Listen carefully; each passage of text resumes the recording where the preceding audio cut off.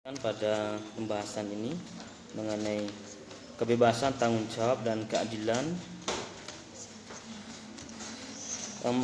Adapun pertanyaan yang agak sulit tadi ya, yang bagi pemakalah mengenai kekuasaan individual dan kekuasaan kolektif.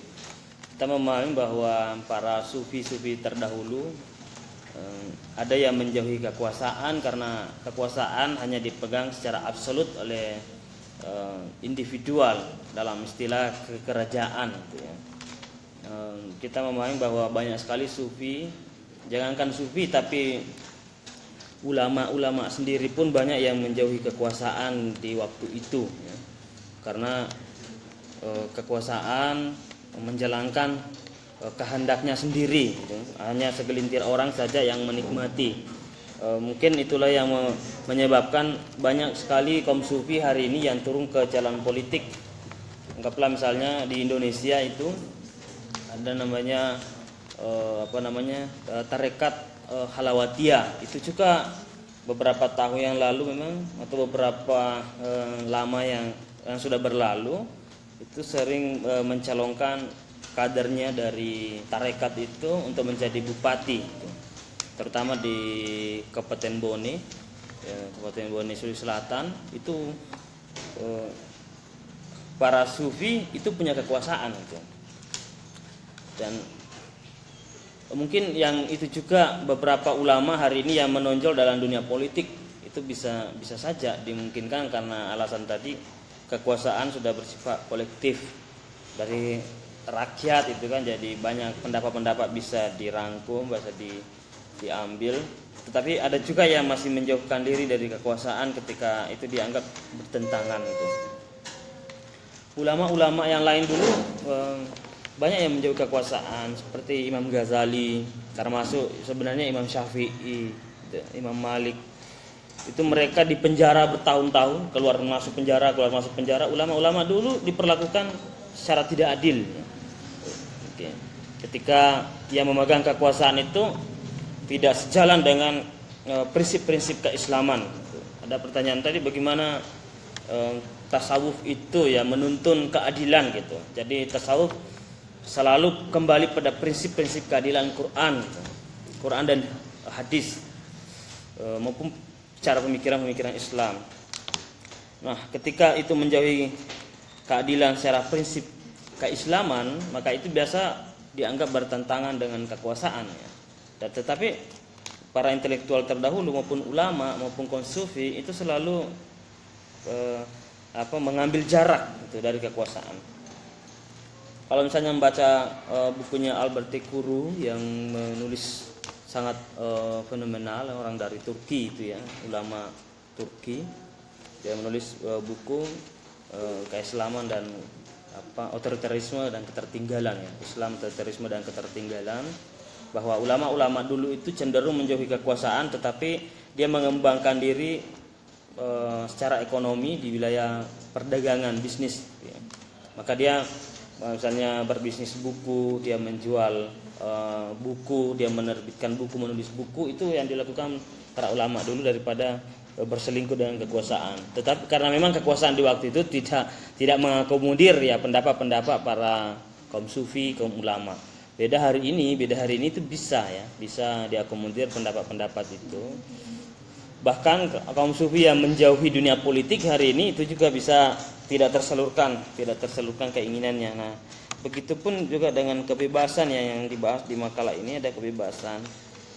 Nah, terus apakah perlu bertanggung jawab? Ada yang mengatakan sebenarnya kebebasan itu tidak ada. Kalau bebas dimaknai bahwa lepas dari kekangan apapun. Ada yang mengatakan kebebasan bukan kebebasan tapi kemerdekaan. Nah, kemerdekaan manusia. Jadi setiap manusia itu punya kemerdekaan pilihan berkehendak, maka manusia diberi akal gitu. Nah, itu tujuan fungsi akal, dan manusia bebas untuk memilih. Nah, sebenarnya di makalah ini kita mencoba menjelaskan bagaimana sih sisi letak manusia sebagai makhluk yang berpikir, makhluk yang merdeka. Merdeka dalam artian tidak semuanya didikte oleh Tuhan. Itu namanya merdeka. Ya, kemerdekaan itu maksudnya tidak semua apa yang terjadi pada manusia itu semua kehendak Tuhan. Dalam artian merdeka, kemerdekaan manusia, dan ada di sini namanya keharusan universal. Itulah yang mungkin disebut sebagai tanggung jawab, keharusan universal. Atau keharusan universal ini disebut sebagai takdir.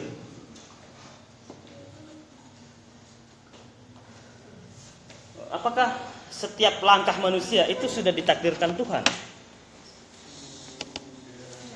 Ya, misalnya apa yang Anda pahami selama ini yang sudah ditakdirkan Tuhan?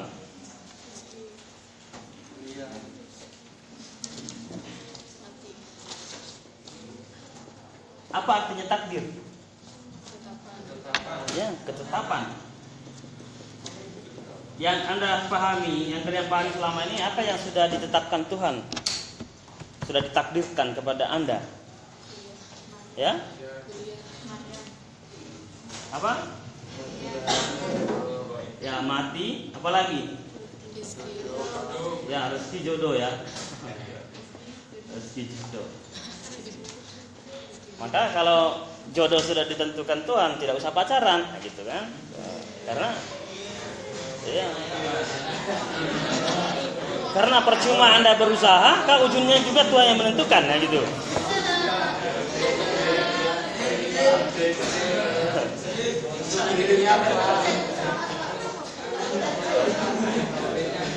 Begitu juga rezeki. Kalau memang rezeki itu sudah ditentukan Tuhan, maka tidak usah bekerja. Begitu. Kalau Anda bekerja berarti Anda tidak beriman kepada Tuhan, bahwa Tuhan telah menentukan rezeki. Mati juga begitu. Kalau mati sudah ditentukan Tuhan, maka kasus beberapa tahun yang lalu yang lama di media persidangan antara Jessica dengan si Mirna, dengan meninggalnya si Mirna, mengapa Jessica dihukum gitu? Bukankah kematiannya Jessica, kematiannya Mirna adalah takdir Tuhan? Jadi besok-besok kalau ada yang membunuh keluarga Anda, jangan menggugat gitu kan, karena itu sudah takdir Tuhan. Ya kan, selama ini Anda pahami bahwa takdir itu wilayah kematian, rezeki, jodoh. Kalau Anda mengkomplain itu, tidak terima itu, berarti Anda tidak terima takdir.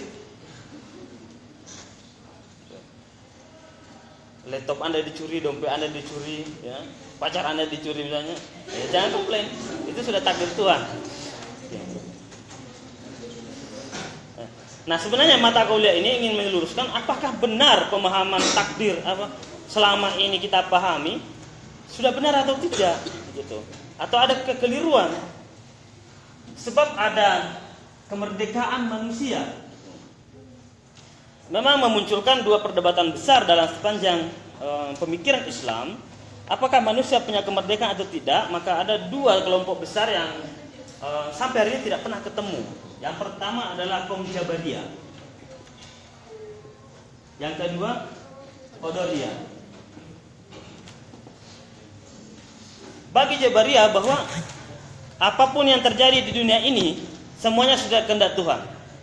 Ayatnya jelas, Tuhan mengatakan tak sekalipun daun yang jatuh dari tangkainya, melainkan itu sudah diketahui Tuhan. Qadariyah mengatakan tidak. Ada juga ayatnya, kata Qadariyah,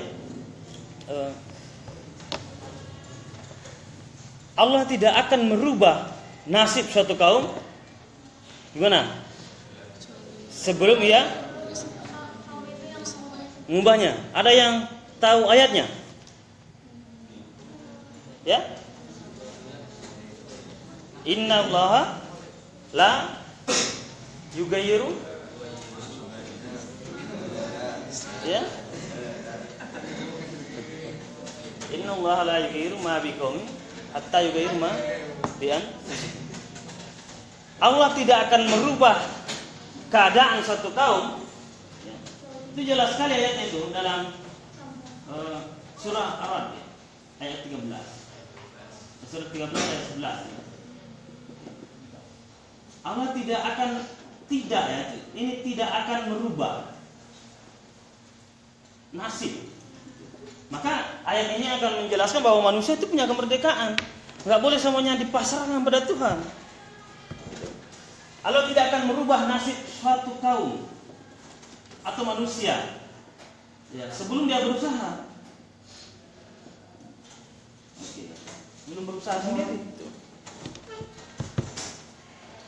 Oke. Tapi ayat yang lain juga bagi Jabariyah ada juga pegangannya bahwa apapun yang terjadi di muka bumi ini Tuhan mengetahui. Tapi diketahuinya Tuhan itu kan belum tentu terjadi. Contoh misalnya begini. Bapak mau melangkah ke depan, apakah Tuhan tahu? Ya? Ya, saya mau geser ke kiri, ya, ke kiri. Apakah Tuhan tahu? Ya, Tuhan tahu. Terus apakah Tuhan tahu kalau saya mau geser kembali ke kanan, tapi saya ke belakang? Nah, itu kan menandakan bahwa apa yang ditahu Tuhan belum tentu itu yang harus terjadi. Karena saya punya kemerdekaan. Nah, itu kan bisa mematahkan argumen dari Jabariyah. Bahwa sehelai daun pun yang jatuh memang Tuhan mengetahui.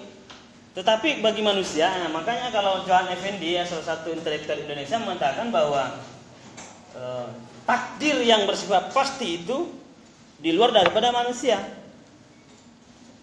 Artinya tidak bisa lagi mengelak, tidak boleh ya memilih. Itulah alam.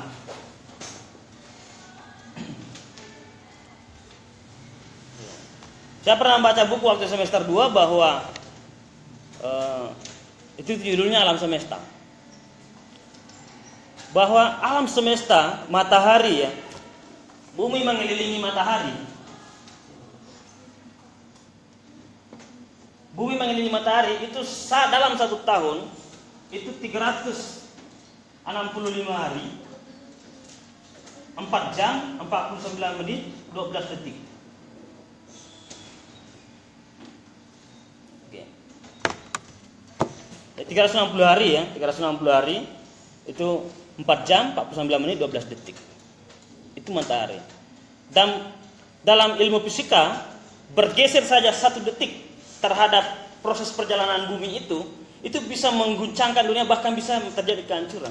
Maka bayangkan kalau matahari, bumi itu diberikan pilihan, wah Tuhan, saya sudah capek berkeliling itu tahun. Bagaimana kalau 400 kali saja, atau saya 100 kali saja tuh berkeliling. Bayangkan ini bagaimana hancurnya alam ini. Itu namanya takdir yang tidak bisa dirubah, takdir alam. Tapi bicara takdir pada manusia itu bisa dirubah. Itu bisa dirubah. Termasuk mati tadi. Masalah yang diberikan Jabariyah ketika misalnya memang mati sudah ditentukan Tuhan, misalnya si Mirna tadi itu meninggal. Misalnya ditulis di Lauhul Mahfuz itu sebelum Anda lahir, si Mirna kamu nanti meninggal di saat masih muda. Kemudian memang kamu meninggalnya pada saat ngobrol-ngobrol santai dengan Jessica di Raci Kopi Senida. Kalau memang seperti itu sudah ditentukan Tuhan, maka si Jessica tidak bisa disalahkan Tuhan. Besok-besok di pengadilan akhirat, Jessica, kamu masuk neraka kamu karena membunuh si Mirna. Maka Jessica mengatakan, ya Tuhanku, apalah daya aku sebagai manusia biasa gitu, yang hanya menjalankan perintahmu gitu. Gitu. Tuhan mengatakan, ya betul juga ya, kamu masuk surga saja itu. Tapi kan tidak begitu. Di dalam Quran kan dikatakan membunuh jiwa manusia itu sangat dilarang. Bahkan hadis Nabi mengatakan membunuh 1 orang itu sama dengan membunuh semua manusia. Artinya pembunuhan itu dilarang. Maka kematian si Mirna di tangan Jessica itu bukan karena kehendak Tuhan cara matinya, gitu. Tapi mengenai ajalnya itu ya, setiap manusia itu meninggal. Ayatnya jelas, kullu nafsin za'iqatul maut. Setiap jiwa yang bernafas itu pasti mati. Itu sudah hukum alam. Tidak bisa mengelak. Ya meskipun misalnya para ahli teknologi hari ini berusaha, ini yang cita-cita paling besar para pakar teknologi atau para ahli teknologi hari ini, bagaimana manusia bisa bertahan lebih kekal di muka bumi ini, tidak meninggal gitu. Itu yang sekarang lagi diuji coba terus menerus ya. Karena orang-orang barat itu banyak sekali yang sebenarnya tidak ikhlas untuk meninggal. Karena bayangkan dia memiliki kekayaan, anggaplah misalnya Bill Gates ya, yang pernah memiliki kekayaan terkaya di dunia gitu. Ya, kan kasihan terkaya di dunia tiba-tiba hanya beberapa tahun kemudian meninggal. Ya, hartanya dikemanakan. Itu contoh simpelnya saja. Nah, banyak karena tidak percaya pada akhirat seperti umat muslim misalnya, tidak ada tabungan-tabungan akhirat, mereka tidak ikhlas. Maka dia mencoba mengembangkan teknologi bagaimana tidak ada kematian. Tapi percobaan ini nampaknya akan kurang berhasil kalau Quran itu sudah memberikan bahwa setiap jiwa yang bernapas pasti mati. Meskipun kita mengetahui hari ini banyak yang bisa berusaha menambahkan ya, banyak berusaha menambahkan durasi kehidupannya. Misalnya ada namanya apa? Membeli nafas tambahan, gitu kan ada seperti itu. Mestinya beberapa bulan yang lalu ada keluarga saya yang meninggal di rumah sakit besar, dia katakan sebenarnya kalau tidak diberikan bantuan pernapasan itu sudah meninggal dari kemarin. Nah, itu kan teknologi sudah bisa menambah itu. Ya, supaya menunggu anaknya ini katanya, menunggu anaknya datang karena perjalanannya 24 jam, itu diberikan tambahan. Tapi ternyata besoknya nggak mampu lagi, meninggal juga. Tapi itu contoh kecil bisa berhasil menambah durasi dengan teknologi. Nah, seperti tadi, kalau memang itu Tuhan sudah menentukan ajal manusia, kalau Anda sakit nggak usah berobat, kan gitu. Ya, kalau memang belum waktunya mati, nggak mati itu. Nah, tetapi tidak begitu, Tuhan sendiri mengatakan Anda harus berusaha. Bahkan Nabi mengatakan setiap penyakit ada obatnya. Itu artinya bahwa ketika Anda sakit, berusahalah mencari obat. Nah, jodoh juga begitu ya. Jodoh, ini prinsip umumnya tadi bahwa setiap yang bernafas pasti mati. Tapi cara matinya bagaimana itu adalah pilihan. Disitulah disebut sebagai kemerdekaan. Allah dan Nabi-Nya saja itu memberikan petunjuk bahwa kalau mau mati secara baik-baik, bergabunglah dengan orang baik. Jangan sampai di situ akhir hayatmu maka kamu akan meninggal dalam keadaan baik. Gitu. Jangan bergabung dengan orang yang jahat, karena jangan sampai ajalmu di bagian itu maka Anda mati kafir atau mati meninggal dalam keadaan tidak baik. Gitu. Itu petunjuk. Dan silahkan memilih. Itulah disebut sebagai kemerdekaan, pilihan. Tapi setiap pilihan pasti ada konsekuensinya. Surga dan neraka adalah pilihan. Tuhan tidak adil ketika ini ditetapkan surga neraka, atau di sini neraka semua cuma saya yang surga. Itu Tuhan tidak adil dong. Ya.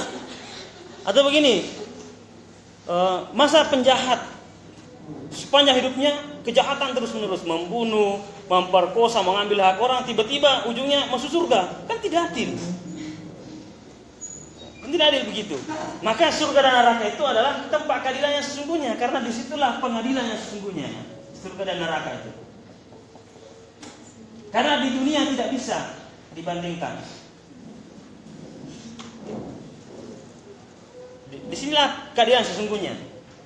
Ada orang yang jahat setiap hari tapi kok kehidupannya bagus gitu. Ada orang yang baik-baik tapi kok kehidupannya melarat gitu. Ada. Di bumi tidak mendapatkan keadilan, tapi di akhirat itu bisa mendapatkan keadilan yang sesungguhnya. Ya. Nah, tapi prinsipnya tadi tetap berjalan pada koridor agama. Maka orang yang masuk surga dan masuk neraka itu adalah keikhlasan memilih. Hari ini juga begitu. Anda beribadah, sholat, puasa, membantu sesama, kita berbuat baik, memberikan dampak baik pada lingkungan, itu adalah jalan surga. Jalan neraka bisa dipilih juga, kan? Merampas, mengambil hak orang, gitu kan? Makan makanan yang haram, menempuh jalur yang tidak disukai agama, itu adalah jalan neraka. Maka itu Anda merdeka memilih. Maka besok hari ketika masuk neraka Anda ikhlas, kayak gitu, karena sudah dipilih sendiri. Itu disebut sebagai manusia yang merdeka ya. Jodoh juga tidak ditentukan. Ini nanti jodohnya siapa di sini, itu Tuhan tidak menentukan sejak dari awal. Karena ada usaha manusia. Karena ada usaha manusia, ada namanya pertanggungjawaban. Dalam pernikahan itu ada tanggung jawab. Kalau tidak ada, kalau Tuhan sudah menentukan semua itu tidak ada tanggung jawab. Oke, disitulah dasarnya kebebasan dan tanggung jawab tadi. Kita memiliki kemerdekaan memilih gitu. Oke. Jadi yang punya sama dengan rezeki, ya rezeki juga beberapa tahun yang lalu saya mengadakan wawancara dengan tukang gojek. Jadi ada tukang gojek dari kota Salatiga ke kampus 3, ya yang Salatiga ya, belum jadi UIN. Saya katakan ke tukang gojek pertama, Pak, setiap hari itu dapatnya berapa? Tanya 150. Berapa kali, Pak? Oh ya, saya ngantar balik itu mahasiswa itu 10 kali bolak-balik setiap hari. Terus tukang gojek yang satunya saya tanya, Pak, setiap hari itu bisa dapat berapa? 350, Mas. Kok banyak? Oh iya, saya itu setiap hari 20 kali saya mengantar mahasiswa bolak-balik. Dan saya setelah itu saya tidak tidur siang. Ya, besoknya saya cari lagi ketika jam kuliah selesai. Malam itu saya masih gojek lagi. Bisa sampai 400 sampai 500. Kenapa bisa? Iya, karena pemahaman saya kata yang gojek yang kedua tadi, semakin banyak saya bolak-balik mengantar mahasiswa dan penumpang lain itu semakin banyak hasilnya. Yang pertama saya tanya, kenapa begitu, Pak? Oh, begini, Pak. Tuhan itu sudah mengatur rezeki kita, gitu.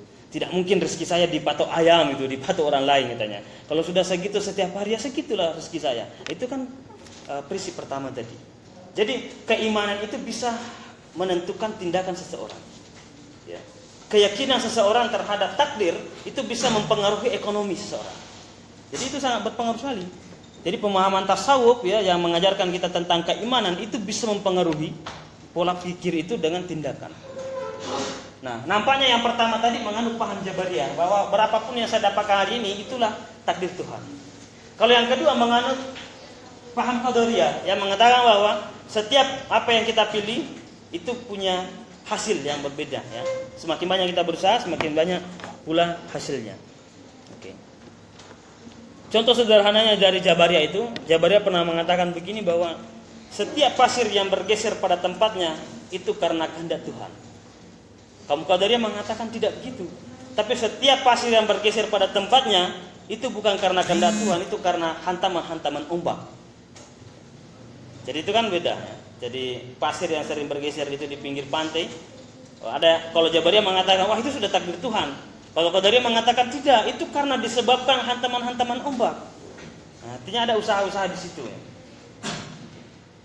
Itu yang menjadi poin pokok dalam pembahasan kita hari ini mengenai kebebasan dan tanggung jawab keadilan ya. Oke, adil itu tadi sifatnya umum ya, dan itu konsep adil. Dan keadilan itu bisa disebut sebagai keadilan ketika sudah dijalankan atas sifatnya. Kita bersifat adil ya, itu nanti disebut sebagai keadilan. Oke. Oke. Sebelum diselesaikan ada yang ingin ditanyakan?